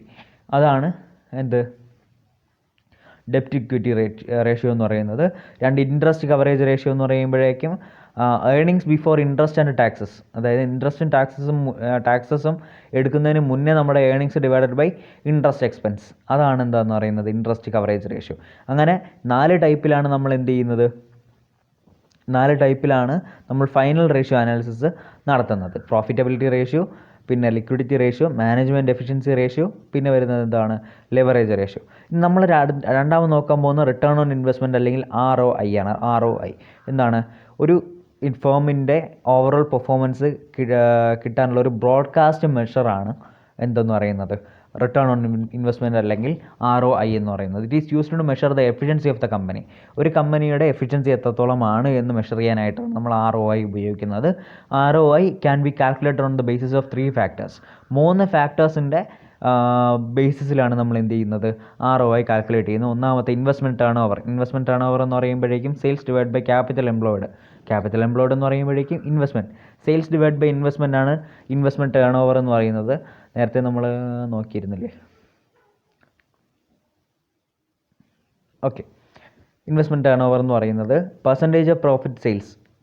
രണ്ടാമത് വരുന്ന percentage divide by sales into 100. അപ്പോൾ ആ ഒരു percentage of profit on sales അത് വെച്ചിട്ട് നമ്മൾ എന്ത് ചെയ്യുന്നു, ROI കാൽക്കുലേറ്റ് ചെയ്യുന്നു.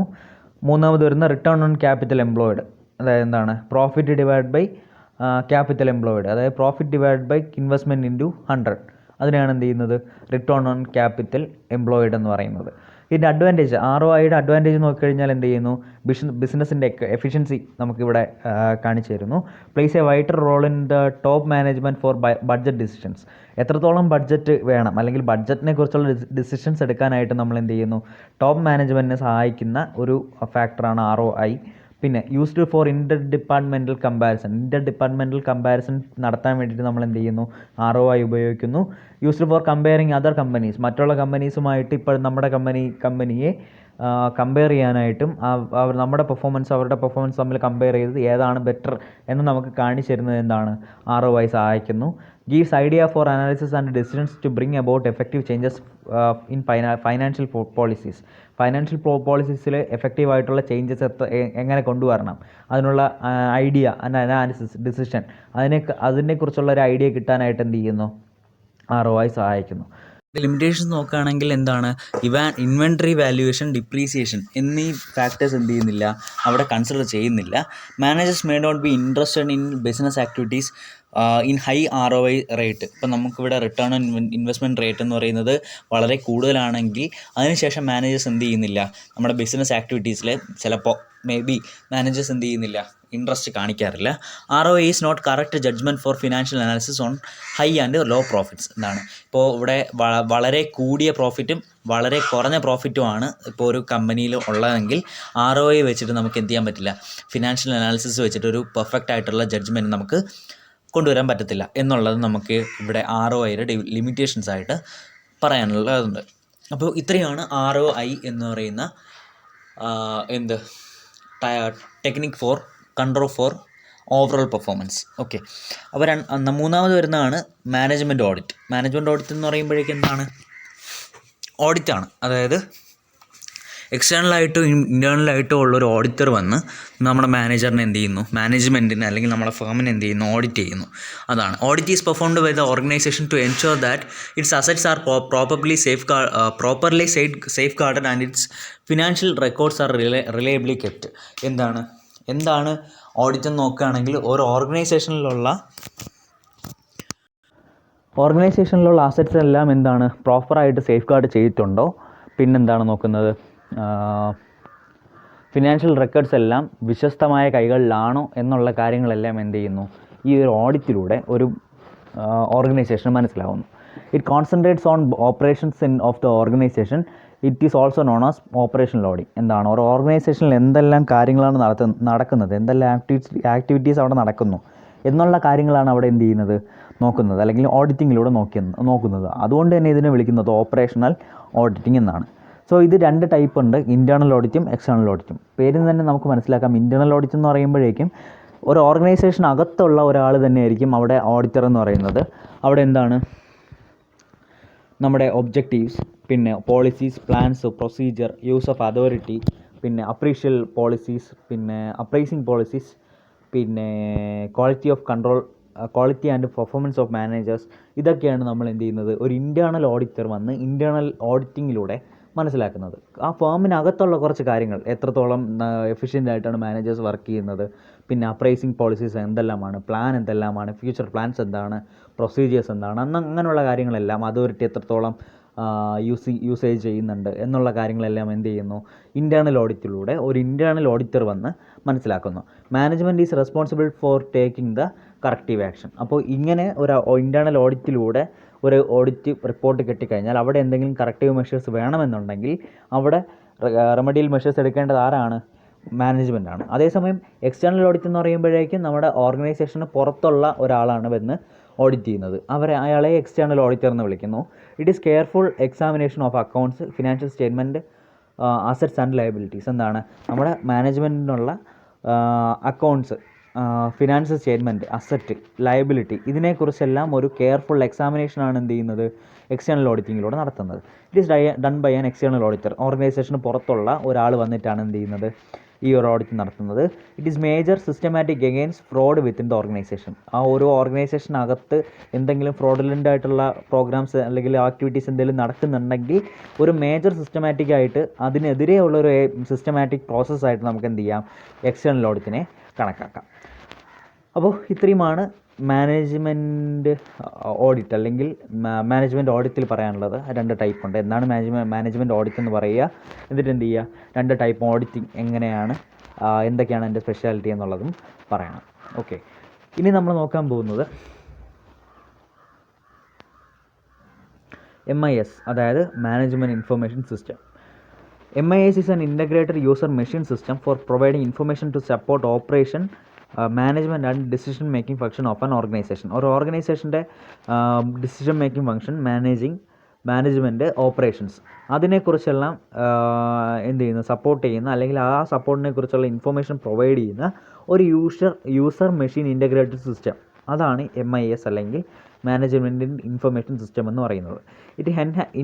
It enhances the management ability to evaluate and improve performance. എന്താണ് പെർഫോമൻസിൻ്റെ, അതായത് ഒരു മാനേജ്മെൻറ്റിൻ്റെ എബിലിറ്റി എന്ത് ചെയ്യുന്നു, അതായത് ഒരു ഫേമിൻ്റെ പെർഫോമൻസ് എത്രത്തോളം ഇമ്പ്രൂവ്മെൻറ്റ് ചെയ്യാൻ പറ്റും, അല്ലെങ്കിൽ എങ്ങനെയാണ് അതിൻ്റെ ഇവാലുവേഷൻ എങ്ങനെയാണ് എന്നുള്ളതിൻ്റെ ഇവാലുവേഷൻ, പിന്നെ ആ ഒരു ഇവാലുവേഷനിലൂടെ അത് എത്രത്തോളം ഇമ്പ്രൂവ് ചെയ്യാൻ പറ്റും എന്നുള്ള കാര്യങ്ങളെല്ലാം എന്തിലൂടെ സഹായിക്കുന്നു, മാനേജ്മെൻറ്റ് ഇൻഫർമേഷൻ സിസ്റ്റത്തിലൂടെ ഒരു മാനേജ്മെൻറ്റിന് കഴിയുന്നു. It helps in compartmentalising data into smaller relevant parts for decision മേക്കിങ്ങിനായിട്ട് നമ്മുടെ ഡേറ്റയെ ചെറിയ പാർട്ടായിട്ട് കമ്പാർട്ട്മെൻ്റലൈസ് ചെയ്യാനായിട്ട് അല്ലെങ്കിൽ ചെറിയ പാർട്ടായിട്ട് ഡിവൈഡ് ചെയ്യാനായിട്ട് എന്ത് സഹായിക്കുന്നു, MIS സഹായിക്കുന്നു. അപ്പോൾ ഇതാണ് മാനേജ്മെൻറ്റ് ഇൻഫർമേഷൻ സിസ്റ്റം എന്ന് പറയുന്നത്. ഒരു ഇൻ്റഗ്രേറ്റഡ് യൂസർ മെഷീൻ സിസ്റ്റമാണ്.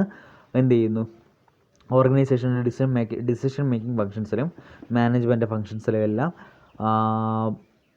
സപ്പോർട്ട് ചെയ്യുന്നതും മാത്രമല്ല അതിന് വേണ്ടിയിട്ടുള്ള വാലിഡ് ഇൻഫർമേഷൻസ് പ്രൊവൈഡ് ചെയ്യുന്നതിനുമായിട്ടുള്ള യൂസർ മെഷീൻ ഇൻ്റഗ്രേറ്റഡ് സിസ്റ്റമാണ് MIS എന്ന് പറയുന്നത്. അടുത്ത വരുന്നത് HRA അല്ലെങ്കിൽ ഹ്യൂമൻ റിസോഴ്സ് അക്കൗണ്ടിംഗ് ആണ്. It refers to a procedure of identification and measurement of manpower and informing about to all the people concerned. ഒരു process നടക്കാനായിട്ട് അവിടെ എത്രത്തോളം മാൻ പവർ ആവശ്യമുണ്ട് അതിൻ്റെ ഒരു മെഷർമെൻറ്റ്, അത് മാത്രമല്ല അതിൻ്റെ ഒരു ഐഡൻറ്റിഫിക്കേഷൻ, അത് ആണ് എന്തെന്ന് പറയുന്നത് ഹ്യൂമൻ റിസോഴ്സസ് അക്കൗണ്ടിങ് എന്ന് പറയുന്നത്. ഹ്യൂമൻ റിസോഴ്സ് അക്കൗണ്ടിങ് എന്ന് പറയുമ്പോൾ തന്നെ നമുക്ക് മനസ്സിലാവും അവിടെ മെഷർ ചെയ്യപ്പെടുന്നത് അവിടെ മാൻ പവറാണ് മെഷർ ചെയ്യപ്പെടുന്നത് അല്ലേ. അപ്പോൾ എന്ത് ചെയ്യുന്നു, അതിനുശേഷം ആ ഒരു ഐഡൻറ്റിഫിക്കേഷൻ പ്ലസ് മെഷർമെൻറ്റ് കഴിഞ്ഞതിന് ശേഷം കൺസേൺഡ് ആയിട്ടുള്ള ആൾക്കാരെ ഇത് അറിയിക്കുക എന്നുള്ളതും എന്തിലൂടെ നടക്കേണ്ടതാണ്, HRA അല്ലെങ്കിൽ ഹ്യൂമൻ റിസോഴ്സ് അക്കൗണ്ടിങ്ങിലൂടെ നടക്കേണ്ട ഒന്നാണ്. HRA provides A tool for measuring, valuing and take appropriate action. ഒരു മാൻ പവറിൻ്റെ എത്രത്തോളം യൂസേജ് ഉണ്ട്, അതിൻ്റെ മെഷർമെൻറ്റ്, അതിൻ്റെ വാല്യുവേഷൻ, അതിന് എന്തെങ്കിലും കറക്റ്റീവായിട്ടുള്ള അല്ലെങ്കിൽ അപ്രോപ്രിയേറ്റ് ആയിട്ടുള്ള ആക്ഷൻസ് എന്തെങ്കിലും എടുക്കണമെന്നുണ്ടെങ്കിൽ അതിനെല്ലാം സഹായിക്കുന്നു, HRA സഹായിക്കുന്നു. സോ ഇത്രയുമാണ് എന്തെന്ന് പറയുന്നത് techniques for overall control performance. Overall പെർഫോമൻസിനെ കൺട്രോളിങ്ങിന് വേണ്ടിയിട്ട് നമ്മൾ അല്ലെങ്കിൽ മാനേജ്മെൻറ്റ് സാധാരണ മെയിനായിട്ട് ഉപയോഗിക്കുന്ന 4 ടൈപ്പ് ഓഫ് ടെക്നിക്സ്. 4ആണോ 5ആണോ? മെയിനായിട്ട് ഉപയോഗിക്കുന്ന 5 ടൈപ്പ് ഓഫ് ടെക്നിക്സ് ആണ് ഇതെല്ലാം. അപ്പോൾ final ratio analysis, return on investment, management audit, management information system, പിന്നെ വരുന്നത് ഹ്യൂമൻ റിസോഴ്സ് അക്കൗണ്ടിങ്. ഈ 5 ടെക്നിക്സ് ഉപയോഗിച്ചാണ് നമ്മൾ എന്ത് ചെയ്യുന്നത്, ഒരു ഫേമിൻ്റെ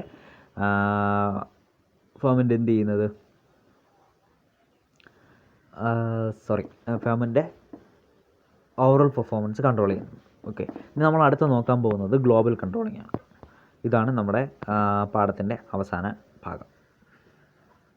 ഇനി അടുത്ത് നോക്കാൻ പോകുന്നത് ഗ്ലോബൽ കൺട്രോളിംഗ് ആണ്. ഗ്ലോബൽ കൺട്രോളിംഗ് എന്താണെന്ന് വെച്ച് കഴിഞ്ഞാൽ ഓരോ ഓർഗനൈസേഷൻസ് ചിലപ്പോൾ അവരുടെ പ്രോഡക്റ്റും സർവീസസും മറ്റുള്ള രാജ്യങ്ങളൊക്കെ അവരുടെ പാരൻ്റ് കൺട്രിയിൽ നിന്നും അല്ലെങ്കിൽ പാരൻ്റായിട്ടുള്ള അല്ലെങ്കിൽ അവർ ഉരുത്തിരിഞ്ഞ രാജ്യങ്ങളിൽ നിന്നും മറ്റുള്ള രാജ്യങ്ങളിലേക്ക് സ്പ്രെഡ് ചെയ്യാനായിട്ട് അവർ മാക്സിമം ശ്രമിക്കും.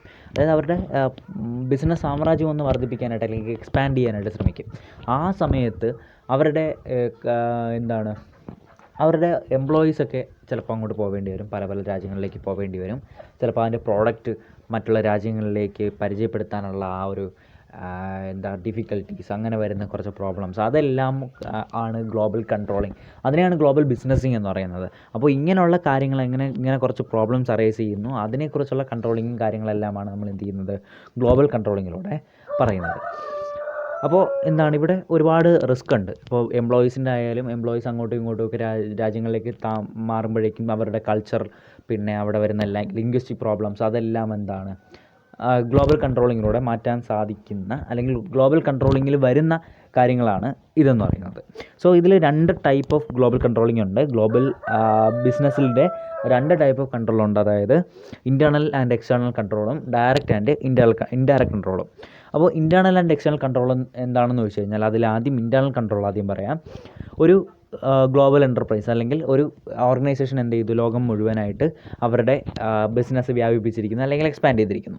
ആ സമയത്ത് അവരുടെ പ്രോഡക്റ്റും സർവീസസിനും അവിടെ ഓരോ രാജ്യത്തിനും ഒരു മാർക്കറ്റ് ഉണ്ടാകും. അപ്പോൾ എന്ത് ചെയ്യുന്നു, ഈ പ്രോഡക്റ്റിനെ അല്ലെങ്കിൽ അവരുടെ സർവീസസിനെ എന്ത് ചെയ്യുന്നു, ഒന്ന് ബൂസ്റ്റ് ചെയ്യാൻ വേണ്ടിയിട്ട് അവരുടെ ബെസ്റ്റ് ഫാക്ടേഴ്സിനെ അവർ എംഫസൈസ് ചെയ്യും, അല്ലെങ്കിൽ ബെസ്റ്റ് ഫാക്ടേഴ്സിനെ അവർ ഉയർത്തി കാണിക്കും അല്ലേ. അതിനാണ് അവർ ഏറ്റവും കൂടുതൽ ഇമ്പോർട്ടൻസ് കൊടുക്കുന്നത്.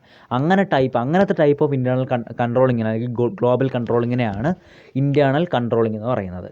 അപ്പോൾ അതിന് വേണ്ടിയിട്ട് ആ ഇൻറ്റേർണൽ കൺട്രോളിങ് നമുക്ക് വേണ്ടിയിട്ട് എന്ത് ചെയ്യണം, അവിടെ ഉള്ള കൺസ്യൂമേഴ്സിൻ്റെ നീഡ്സും പിന്നെ അവിടെ നീഡ്സ് ആൻഡ് വാണ്ട്സ് അല്ലെങ്കിൽ അവിടെ ഇൻഫ്ലുവൻസ് എന്തൊക്കെയാണ്, അവരുടെ ആവശ്യങ്ങൾ എന്തൊക്കെയാണ്, അവിടെ വേണ്ടത് എന്താണ് എന്നുള്ള കാര്യങ്ങൾ എന്ത് ചെയ്യണം, നമ്മൾ അറിഞ്ഞിരിക്കണം, അല്ലെങ്കിൽ ആ ഓർഗനൈസേഷൻ അറിഞ്ഞിരിക്കണം.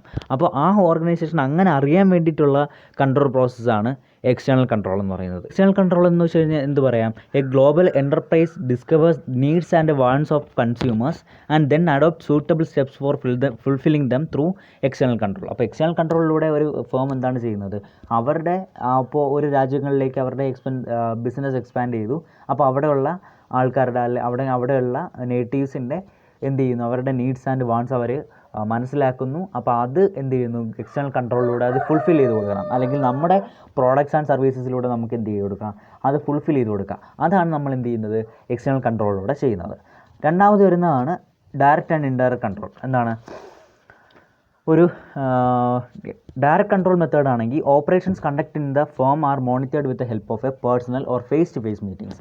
പേഴ്സണൽ അല്ലെങ്കിൽ ഫേസ് ടു ഫേസ് മീറ്റിങ്സിലൂടെ എന്ത് ചെയ്യുന്നു, നമ്മുടെ ഓർഗനൈസേഷനിലുള്ള ഓരോ ഓപ്പറേഷൻസ് അല്ലെങ്കിൽ ആക്ടിവിറ്റീസ് എന്ത് ചെയ്യുന്നു, മോണിറ്റർ ചെയ്യുന്നു. അതാണ് ഡയറക്റ്റ് കൺട്രോൾ മെത്തേഡിലൂടെ വരുന്നത്. അതായത് നമ്മൾ നേരിട്ട് മോണിറ്റർ ചെയ്യുന്നു എന്നുള്ളതാണ് ഡയറക്റ്റ് കൺട്രോൾ മെത്തേഡിലൂടെ വരുന്നത്. അതേസമയം ഇൻഡയറക്റ്റ് കൺട്രോൾ മെത്തേഡ്സ് എന്ന് പറയുമ്പോഴേക്കും ചിലപ്പോൾ ഒരു റിട്ടേൺ ലെറ്ററിലായിരിക്കും, അല്ലെങ്കിൽ എന്താ പറയുക, ഇതൊരു ജസ്റ്റ് അത് അനദർ മീൻസ് ഓഫ് കമ്മ്യൂണിക്കേഷൻ. ചിലപ്പോൾ വീഡിയോ കോളിങ്ങിലൂടെ അല്ലെങ്കിൽ മറ്റുള്ള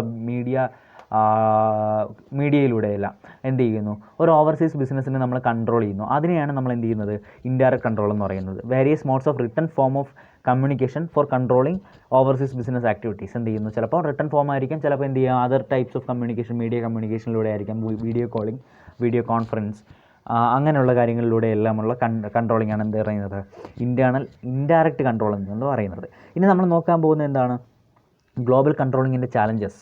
എന്തെല്ലാം ചാലഞ്ചസ് ആണ് ഗ്ലോബൽ കൺട്രോളിങ് അല്ലെങ്കിൽ ഗ്ലോബൽ ബിസിനസ്സിന് നേരിടേണ്ടി വരുന്നത്. ഒന്നാമത്തതാണ് ജോഗ്രഫിക്കൽ ഡിസ്റ്റൻസ്. എന്താണ്, ഒരു പാരൻ്റ് ഓർഗനൈസേഷനിൽ നിന്നും അത് അവരുടെ ഓവർസീസ് ബിസിനസ്സിലേക്ക് ചിലപ്പോൾ എന്താവും, ജോഗ്രഫിക്കൽ ഡിസ്റ്റൻസ് കൂടുതലായിരിക്കും. പക്ഷേ അവിടെ അൺഅവോയ്ഡബിൾ ആയിട്ടുള്ള കമ്മ്യൂണിക്കേഷൻ ഗ്യാപ്സ് അവിടെ വേണ്ടി വരും, അല്ലെങ്കിൽ അവിടെ കമ്മ്യൂണിക്കേഷൻ വേണം എന്നുള്ളത് അവിടെ ഉള്ളതാണ്. അപ്പോൾ അവിടെ ഒരു കമ്മ്യൂണിക്കേഷൻ വേണം, അവർ തമ്മിലൊരു കമ്മ്യൂണിക്കേഷൻ വേണം എന്നുള്ളത് എസെൻഷ്യൽ ആയിട്ടുള്ള ഒരു കാര്യമാണ്. അപ്പോൾ എന്താണ്, geographical distance is one of the challenge faced by global controlling അല്ലെങ്കിൽ ഗ്ലോബൽ ബിസിനസ്. രണ്ടാമത് വരുന്ന ലാംഗ്വേജ് ആൻഡ് കമ്മ്യൂണിക്കേഷൻ. എന്താണ്, പല പല ലാംഗ്വേജിലുള്ള പല പല രാജ്യങ്ങളിൽ നിന്നും പല പല ലാംഗ്വേജ് സംസാരിക്കുന്ന ആൾക്കാരെന്ത് ചെയ്യുന്നു, ഒരു സ്ഥലത്തേക്ക് വരുമ്പോഴേക്കും അവിടെ ഉണ്ടാകുന്ന കമ്മ്യൂണിക്കേഷൻ ഗ്യാപ്പ് അല്ലെങ്കിൽ അവിടെ ഉണ്ടാകുന്ന കമ്മ്യൂണിക്കേഷൻ കൺഫ്യൂഷൻസ്, അതാണ് എന്ത് ചെയ്യുന്നത്, ലാംഗ്വേജ് ആൻഡ് കമ്മ്യൂണിക്കേഷൻസിലൂടെ പറയുന്നത്. അപ്പോൾ എന്താണ്, ഒരാളുടെ ഒപ്പീനിയനോ അല്ലെങ്കിൽ ഒരാളുടെ എന്താ പറയുക ഒപ്പീനിയനോ അല്ലെങ്കിൽ അവരുടെ അഭിപ്രായമോ നിർദ്ദേശങ്ങളോ ഒരിക്കലും അവരുടേതായിട്ടുള്ള ഭാഷയിലൂടെ എന്ത് ചെയ്യാൻ പറ്റത്തില്ല, കൺവേ ചെയ്യാൻ പറ്റാത്ത ഒരവസ്ഥ വരും. അതിനെയാണ് വിളിക്കുന്നത്, അല്ലെങ്കിൽ ആ ഒരു കാര്യം ലാംഗ്വേജ് ആൻഡ് കമ്മ്യൂണിക്കേഷൻ എന്ന് പറയുന്നത് ഗ്ലോബൽ കൺട്രോളിങ്ങിന് ഒരു വലിയൊരു വെല്ലുവിളി അല്ലെങ്കിൽ ചാലഞ്ചസ് ആയിട്ട് ഇരിക്കുന്നു. മൂന്നാമത് വരുന്ന കൾച്ചറൽ ബാരിയേഴ്സ്. ഇതേപോലെ തന്നെ ലിംഗ്വിസ്റ്റിക് ആയിട്ടുള്ള പല രാജ്യങ്ങളിലേക്ക് വരുമ്പോൾ ലാംഗ്വേജസിനുള്ള ഉണ്ടാകുന്ന ഡിഫറൻസിനുള്ള പോലെ കൾച്ചേഴ്സിനും ഡിഫറൻസ് ഉണ്ടാകും. അതെന്ത് ചെയ്യും, ഒരു മാനേജറിനെ സംബന്ധിച്ചിടത്തോളം ഡിഫറെൻറ്റ് കൾച്ചേഴ്സിനുള്ള എംപ്ലോയീസുമായിട്ട് പൊരുത്തപ്പെടാൻ അല്ലെങ്കിൽ എന്ത് സംവദിക്കാനുള്ള ആ ഒരു ഡിഫിക്കൽട്ടി എത്രത്തോളം മാനേജേഴ്സിനുണ്ടാവും എന്നുള്ളതാണ് അടുത്ത വെല്ലുവിളിയായിട്ട് വരുന്നത്. നാലാമത് വരുന്ന ഡിഫറെൻറ്റ് ഫ്രെയിംസ് ഓഫ് റെഫറൻസ്. അതെന്താണ്, there is A possibility of communication irregularities taking place between the two division of A company. ഒരു കമ്പനിയിൽ രണ്ട് ഡിവിഷനും തമ്മിൽ എന്ത് ചെയ്യുന്നു, ചില കാര്യങ്ങളിൽ എന്ത് ചെയ്യുന്നു, ചിലപ്പം അഭിപ്രായ വ്യത്യാസങ്ങൾ ഉണ്ടാവാം, കമ്മ്യൂണിക്കേഷൻ ഇറഗുലാരിറ്റീസ് ഉണ്ടാവാം. Hence a parent company as well as its foreign and ancillaries convey their desires and perspective to each other. അപ്പോൾ എന്ത് ചെയ്യണം, പാരൻ്റ് കമ്പനിയിൽ നിന്ന് തന്നെ നമുക്ക് എന്ത് ചെയ്യണം, ഒരു കൺഫർമേഷൻ കിട്ടിയാലേ നമുക്ക് എന്ത് ചെയ്യാൻ പറ്റത്തുള്ളൂ, അവിടെ ഒരു എന്താ പറയുക, ഒരു ഫൈനൽ ഡിസിഷൻ എടുക്കാൻ പറ്റത്തുള്ളൂ. ഇപ്പോൾ ഒരു ഡിസിഷൻ, ഒരു പ്രോസസ്സ്, ഒരു ആക്ടിവിറ്റിയെ സംബന്ധിച്ചിടത്താണ് അവിടെ ഒരു അഭിപ്രായ വ്യത്യാസം ഉണ്ടായതെങ്കിൽ, അവിടെ ഒരു രണ്ട് പാർട്ട് തമ്മിലൊരു അഭിപ്രായ വ്യത്യാസം ഉണ്ടെങ്കിൽ അവിടെ ഇനിയിപ്പോൾ അവിടെ ഒരു സൊല്യൂഷൻ കണ്ടുപിടിക്കണമെന്നുണ്ടെങ്കിൽ എന്ത് ചെയ്യണം, പാരൻ്റ് ഓർഗനൈസേഷനിൽ തന്നെ നമുക്ക് എന്ത് ചെയ്യണം, ഒരു ഇത് വരണം, അല്ലെങ്കിൽ എന്താ പറയുക, ഒരു റിസൾട്ട് വരണം. എന്നാൽ മാത്രമേ നമുക്ക് എന്ത് ചെയ്യാൻ പറ്റത്തുള്ളൂ, ഗ്ലോബൽ കൺട്രോളിങ്ങിന് നടത്താൻ പറ്റത്തുള്ളൂ, അല്ലെങ്കിൽ മാനേജേഴ്സിന് അത് എന്ത് ചെയ്യാൻ പറ്റത്തുള്ളൂ, ഹാൻഡിൽ ചെയ്യാൻ പറ്റത്തുള്ളൂ. അപ്പോൾ ഈ ഒരു 4 എന്ന് പറയുന്നത് ഗ്ലോബൽ കൺട്രോളിങ്ങിൻ്റെ അല്ലെങ്കിൽ ഗ്ലോബൽ ബിസിനസ്സിൻ്റെ മെയിൻ ചാലഞ്ചസ് എന്ന് പറയുന്നത്. സോ ഇത്രയുമാണ് നമ്മുടെ മൊഡ്യൂൾ 6-ലുള്ളത്.